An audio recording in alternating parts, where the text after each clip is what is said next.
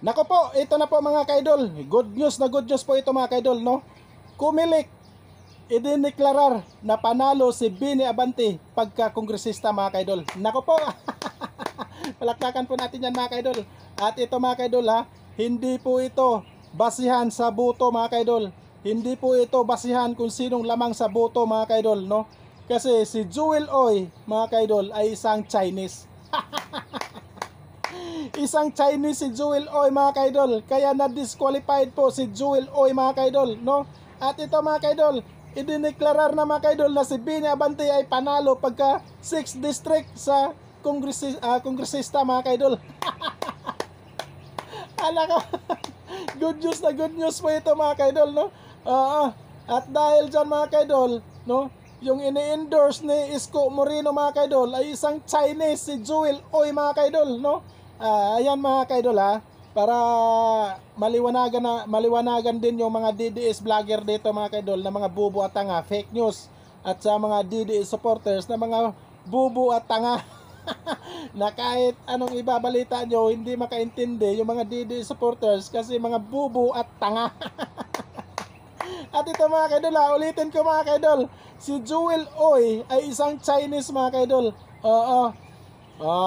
Ibahin nyo na po ito kasi hindi na po ito Duterte, Marcos administration po ito. Bawal po tayo ng Chinese dito sa gobyerno natin mga kaidol. Tama lang po na ma-disqualified ka. Deserve mo yan Jewel Oy, na ma-disqualified ka. Lumayas ka dito sa aming bansa. Huwag kang mangingialam dito sa aming gobyerno, Isa kang Chinese Jewel Oy. At ito na nga mga kaidol, no? Good news na good news mga kaidol, no?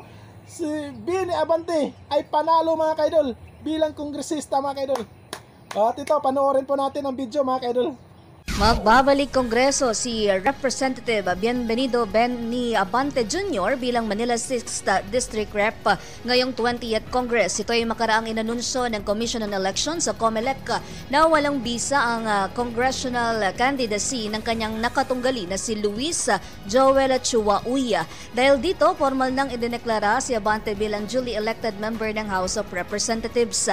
Matatandang bumoto ang 63,358 na botante para kay Abante, habang 64,746 naman ang nakuha ni Uy sa nagdaang halalan o bago lumabas ang pinal na desisyon ng COMELEC. Kilala si Abante bilang isa sa mga co-chair ng House Quad Committee na nagsagawa ng malalimang investigasyon sa mga isyu kaugnay sa extrajudicial killing sa panahon ng madugong anti-drug war o anti-drug campaign ng dating administrasyon at paglaganap ng illegal na pogos sa bansa.